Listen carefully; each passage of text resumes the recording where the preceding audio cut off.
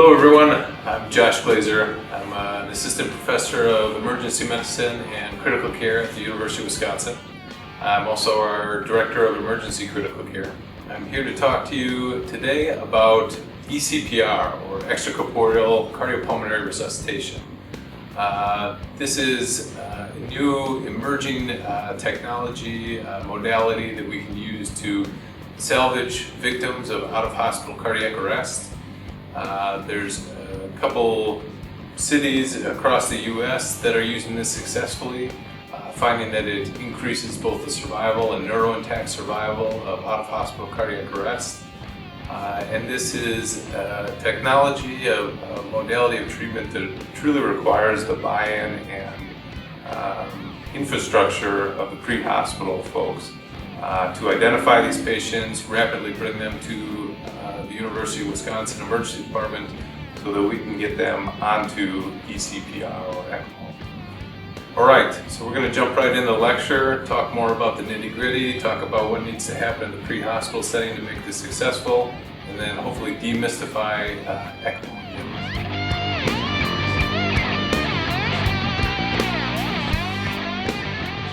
Alright, well let's jump right into it. Again, talking about extracorporeal cardiopulmonary resuscitation for out-of-hospital cardiac arrest. I do have a single disclosure, that's that I'm a part owner of a medical device company in which me and my brother-in-law goof around and make no money at all. Alright, what we're really going to be talking about today is start with the basics of out-of-hospital cardiac arrest. You folks are all very familiar with this. But we'll talk about, kind of try to frame the scope of the problem and also talk about the outcomes from conventional cardiopulmonary resuscitation. Then we'll get into the meat and potatoes of extracorporeal cardiopulmonary resuscitation, talk about what is ECLS, ECMO, what are all these acronyms I keep hearing about. We'll talk about the evidence and outcomes for ECPR itself, and then we'll end by talking about the UW ECPR program and how we can interface with the surrounding EMS. All right, so out-of-hospital cardiac arrest, we see about 350,000 folks suffer from this annually in the United States. Just for frame of reference, that's about 4 times the capacity of Lambeau Field, so quite a lot of people going down each year. We know that bystander CPR happens in about 40% of these cases and of course improves outcomes. And about 20% of these out-of-hospital cardiac arrests have a shockable rhythm, which of course leads to a higher rate of survival and neurologically intact survival. So traditional teaching regarding CPR and ACLS, etc., is the goal is to restart the heart, right? We need to restart the heart. Well, I would ask you to reconsider that, and my take is that the primary goal of our CPR is neurologically intact survival for the patient. We want the patient to leave the hospital the same person that they were before this cardiac arrest, go home to their family, be functional. CPC is a term that we use to stratify these outcomes for patients. CPC 1 is this patient is completely fine. They're neurologically intact or just mild, typically motor or sensory deficits. CPC 2, these folks have a moderate disability but are able to perform their activities of daily living. This is also an acceptable outcome. What we really don't want is death. Although perhaps arguably even worse are the severe disabilities, right? The persistent vegetative states. And I mention this because as we interpret outcomes from conventional CPR or ECPR, we need to really watch that gap between survival and neuro-intact survival because we're not doing anyone favors if we get a lot of survival but low neurologically intact survival. Okay? So let's go ahead and start by looking at conventional CPR for out-of-hospital cardiac arrest. And this is national data through the CARES registry, looking at the last 6 years of data. And what do we see? Well, we're looking at overall survival in the red bar. This is to hospital discharge. And then that neuro-intact survival, CPC 1 or 2, at the time of hospital discharge. We see an average survival rate of about 10.6% and 8.5% for neurointact survival. These are pretty low numbers, and what's even more striking is despite all of the advances in education that we've done with the public, with improving existing EMS systems, these numbers are pretty stable over the last several years. So bottom line, low survival rate, low neurologically intact survival rate, and pretty steady trend lines. Okay, so let's get right into this extracorporeal life support then. There's a lot of terms thrown around, and I'd like to take a moment to get these straight before we get too deep into the weeds. ECLS, or extracorporeal life support, is really a broad umbrella term for any external system that replaces an organ, a critical organ function. So things like dialysis even is a form of ECLS. We have a machine called MARS that replaces the liver function temporarily, and then certainly things like cardiopulmonary bypass that we use in the OR, and ECMO itself. So ECMO stands for extracorporeal membrane oxygenation. Effectively replaces functioning of the heart and lungs themselves, as we'll see more detail in a second. And then ECPR is using ECMO during CPR. So a patient who's pulseless, we hook them up to VA ECMO, and this allows us to replace the function of their heart and lungs temporarily.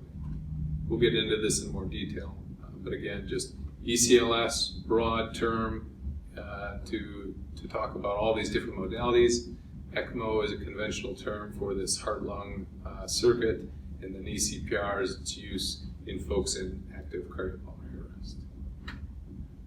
All right, so ECMO comes in two different flavors.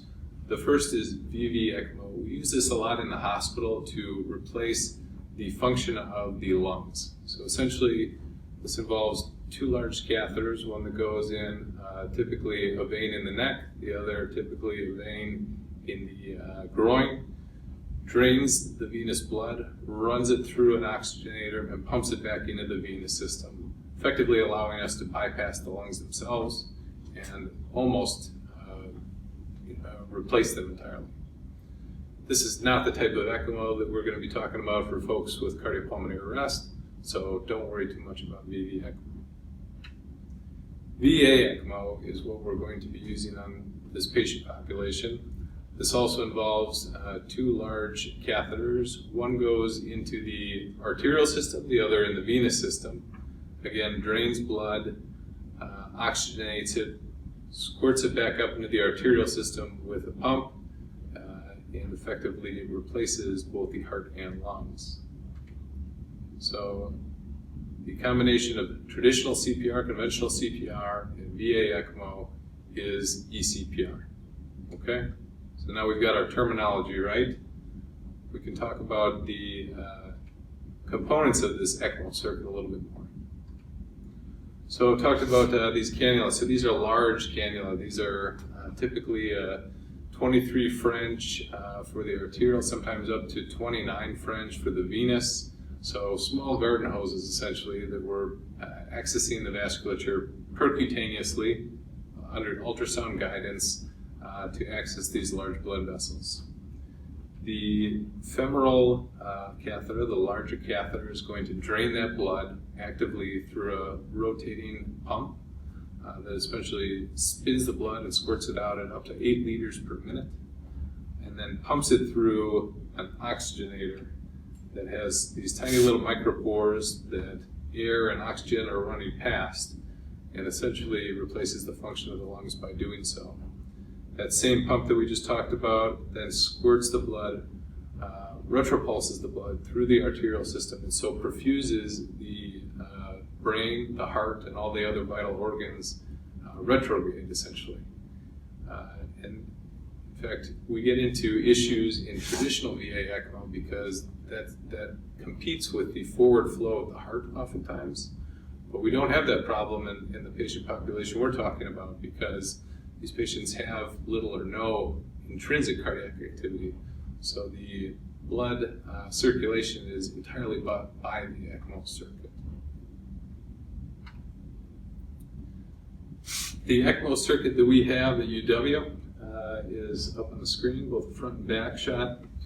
It looks tremendously complex, looks like much more than I just told you about, but really it's not.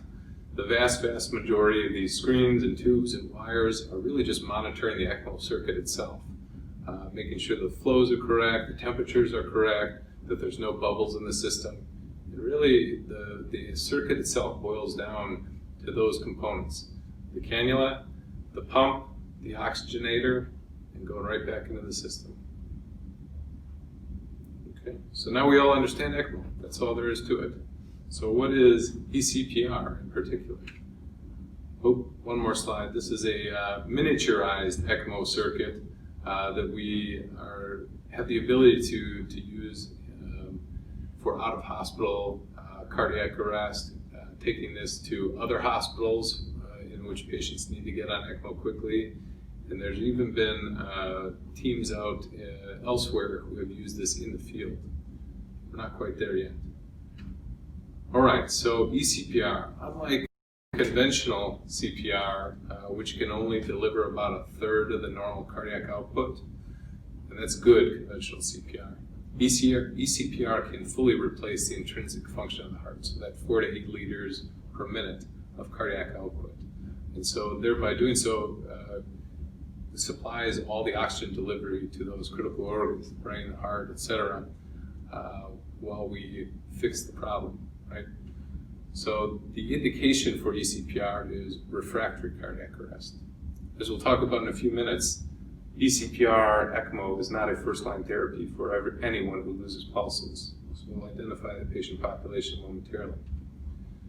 We talked about how this restores the perfusion by basically pumping the blood retrograde, and thus provides a temporary hemodynamic stability while the underlying issue is diagnosed and treated.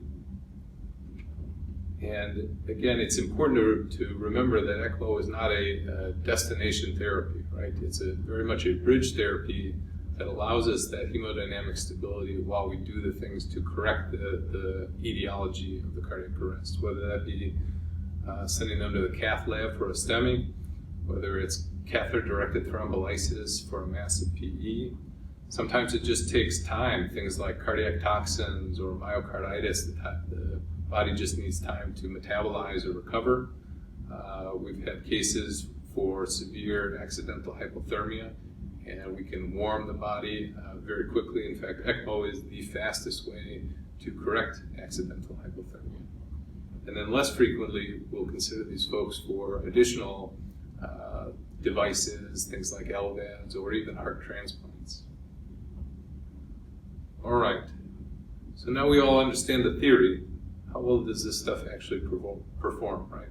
We remember those numbers from conventional CPR, about 10.8% survival and roughly 8% for neurointact survival. Well, the data for ECPR, as you can see, is more variable. And this is because it's a new technology and the implementation is ever evolving. But if we look across the major studies and look at the average survival rate, we see it's about 28%. And remember, we talked about how that gap between neurointact survival and survival is so important.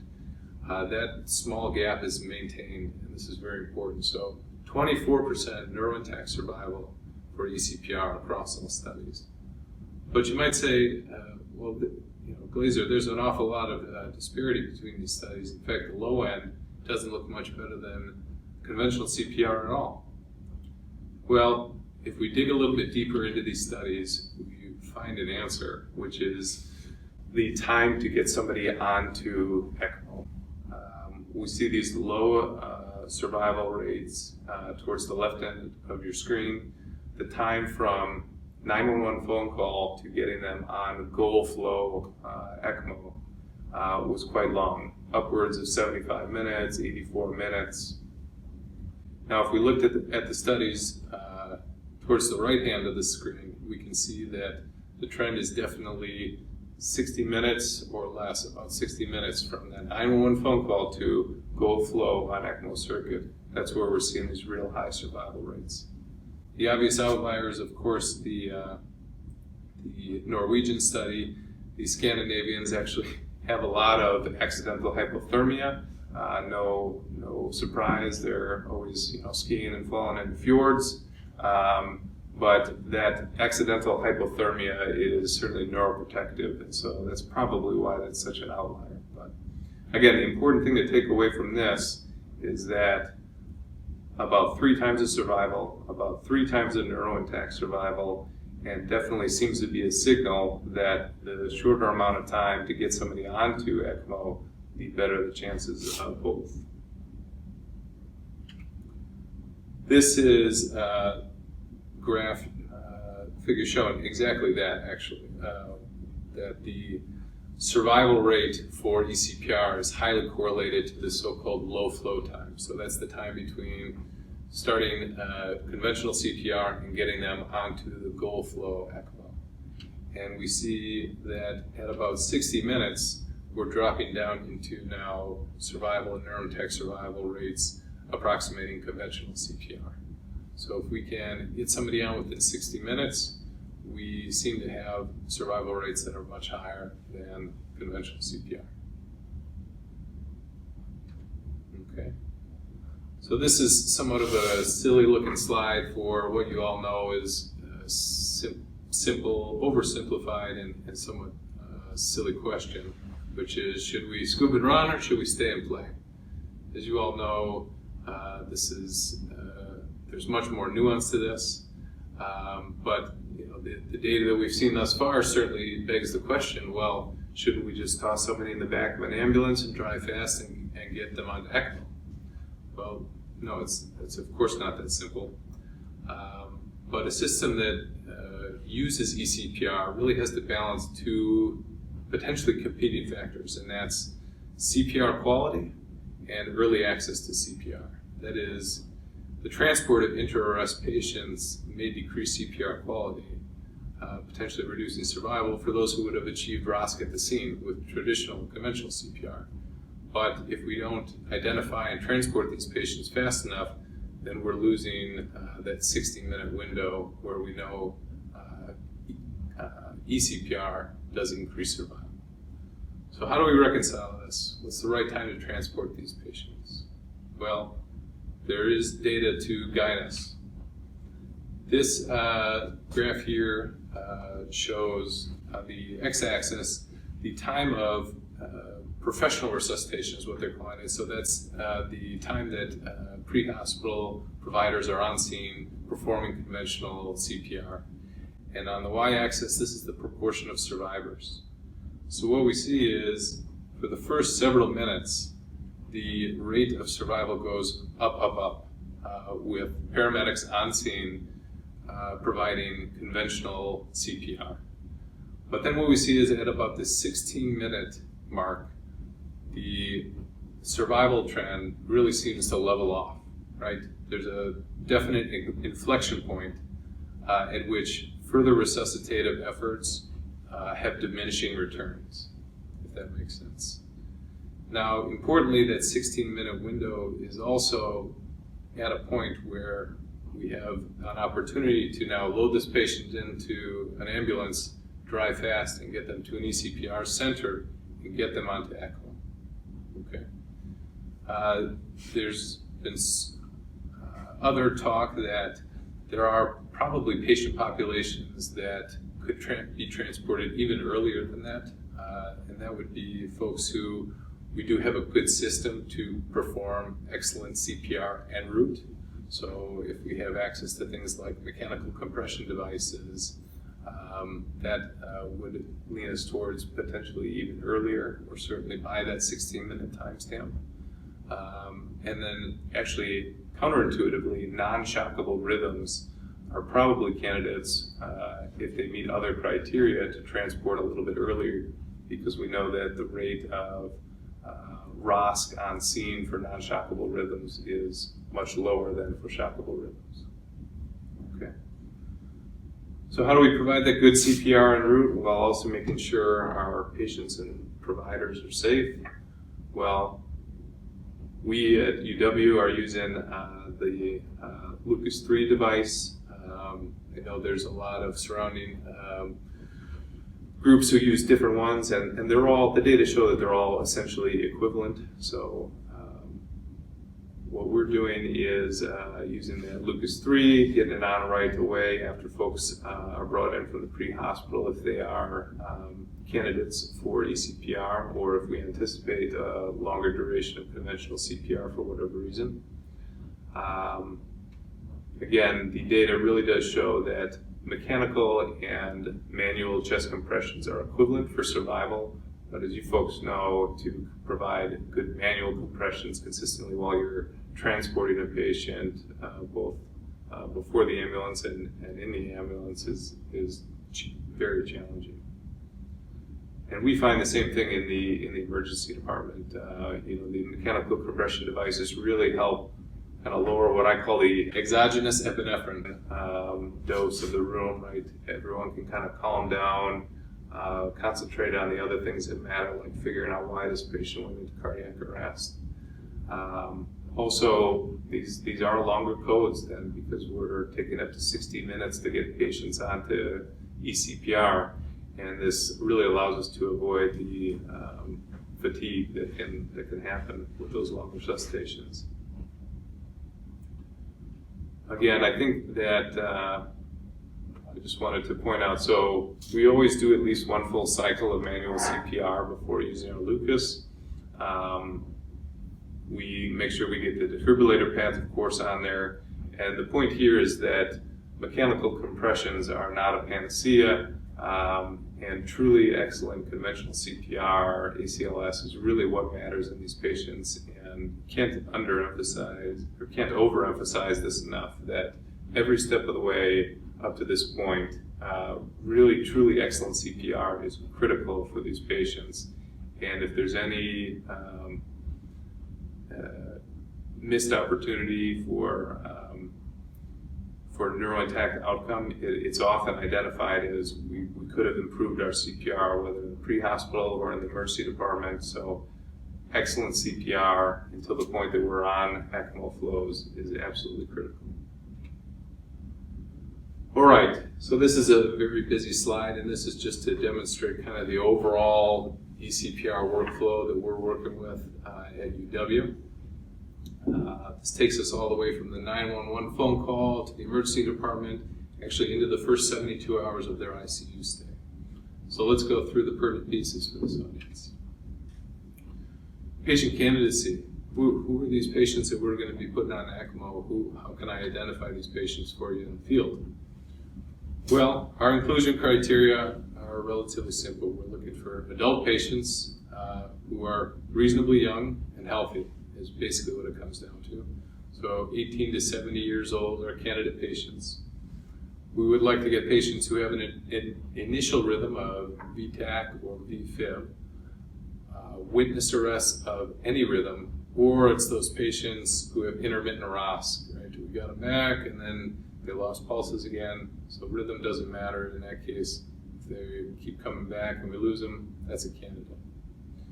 We would like to have patients who have reversible causes. Of course, it's impossible to know in the pre-hospital setting and emergency department setting for sure what is the etiology, but we would like these to be theoretically reversible causes, right?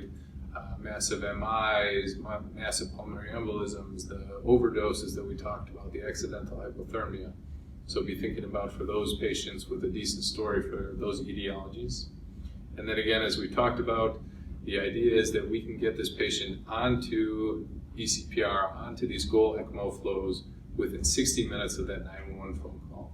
So if this patient arrests 50 minutes away from UW emergency department, probably not a candidate, unfortunately.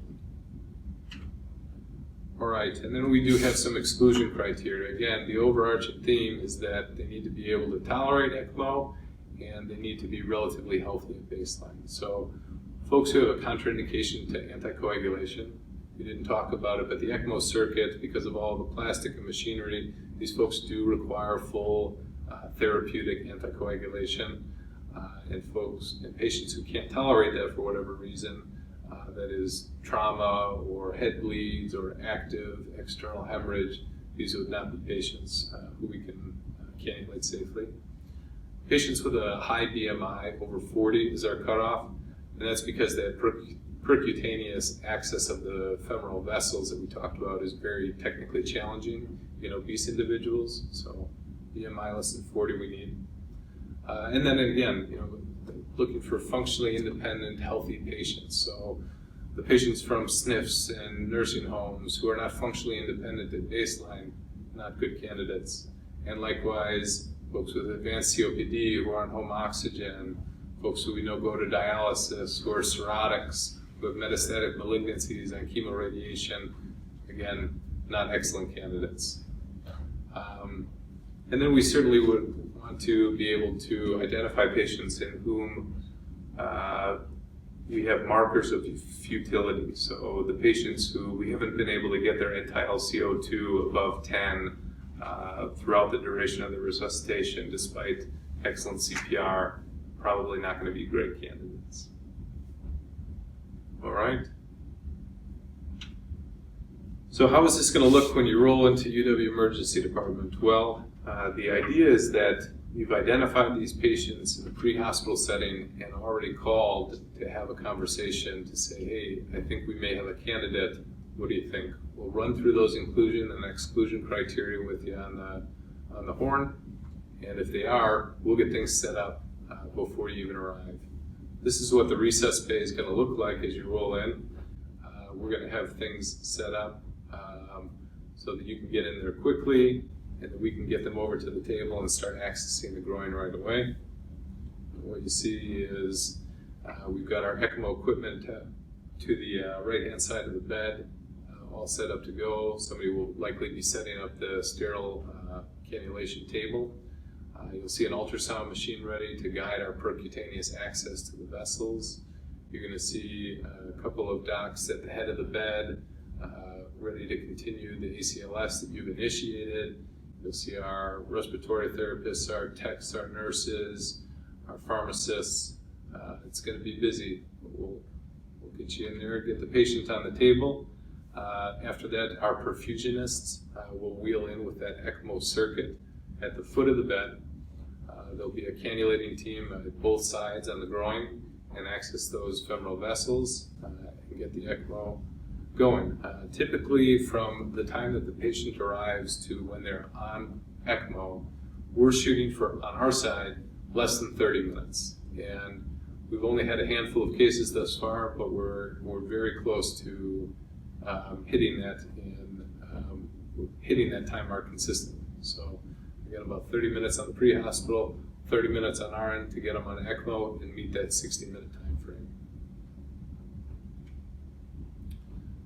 So back in March of this year, we did a high-fidelity, unplanned, or rather unscheduled high-fidelity simulation for an ECPR patient. Only a handful of individuals were aware that this was going on. We activated it during a busy shift in the emergency department, and every step of the way did what we talked about in terms of the pre-hospital call, getting EMS into the room, getting all of our cannulators and other personnel into the room, and getting the patient on the ECMO. It went well. There were a lot of lessons learned. We've made some significant changes and tweaks and improvements since then. And actually, just about less than 72 hours after this first high-fidelity simulation, we had our first ECPR patient identified and brought in. Going through the case real quickly, this was a 911 phone call for a 20-year-old male who was spotted face down on the surface of a frozen lake. Cold water was completed about 15 minutes after the 911 phone call. Patient was pulseless, unresponsive, fixed and dilated pupils. Rapidly then transported from the scene with ongoing CPR. At 6:26 arrived to our emergency department where CPR was continued, Lucas device was applied, definitive airway was placed, and the patient was cannulated onto ECMO. The initial temp was 25.3, quite low. By 7:08, so 68 minutes after the 911 phone call, the patient was on goal flow for ECMO. Mechanical compressions were discontinued at this time. And again, as we talked about, ECMO allows us to actually rapidly rewarm the patient. So that's what happened here. All right. So feedback from this, again, first ECPR patient at UW was from a couple sources. Let's see. This is from the emergency department attending who was on at the time. He said, when we got his rhythm back, you could see everyone in the resus bay realize what a game changer this is going to be. And the other quote I especially liked was from the patient himself. 6 days later, he said, I feel better today than before I went through the ice. All right. Well, hopefully you're sold, because we are. And what I want you to take home from this talk is a couple points. Again, ECPR improves neurologically intact survival of patients with out-of-hospital cardiac arrest. And our goal is to get these patients onto ECPR within 60 minutes of that initial 911 phone call. We want to be considering ECPR for young, previously healthy victims of sudden cardiac arrest. We want you to think about patient candidacy and, again, not memorize all the inclusion-exclusion, but have an early conversation with UW Med Control to talk it over and decide, is this patient a candidate? Should we think about transporting them early if we're not getting them back with conventional CPR right away?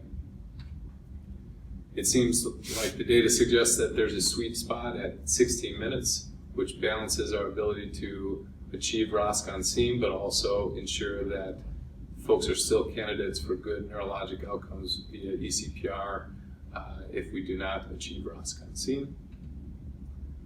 I've emphasized this a couple times, that truly excellent CPR is still the mainstay of success here in neurologically intact survival.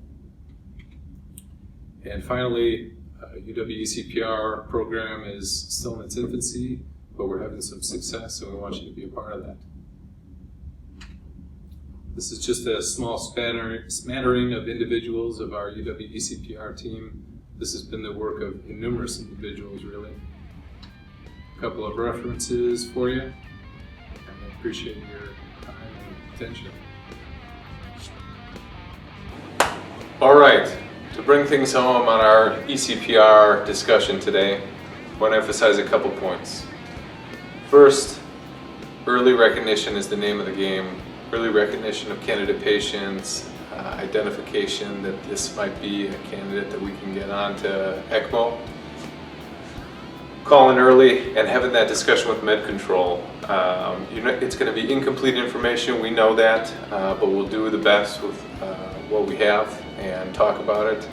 Our docs, our entire ECMO team is on board with bringing the candidate patients, getting additional information and data points along the way. And if they're still a candidate when they hit our door, fantastic.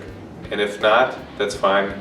We know that ECMO centers have improved survival rates for out-of-hospital cardiac arrest, even if the patient doesn't go on ECMO. Okay. Other key points, time is critical. It's that 16-minute timestamp that we talked about for, okay, now we've probably exhausted our ability to resuscitate on scene, but we still have an opportunity to get them onto ECMO. So 16 minutes is when the transport, and that allows us to hit our other important timestamp, which is 60 minutes from time of arrest to on pump, so that we can improve neurologically intact survival. We wanted to emphasize the importance of absolutely high quality CPR along the way.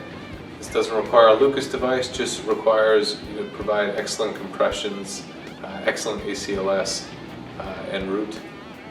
And a final point we want to make is that traditionally there's not been a whole lot that we offer in the emergency department that you guys can't provide in the field. And traditionally that's why it makes sense to continue to resuscitate on scene.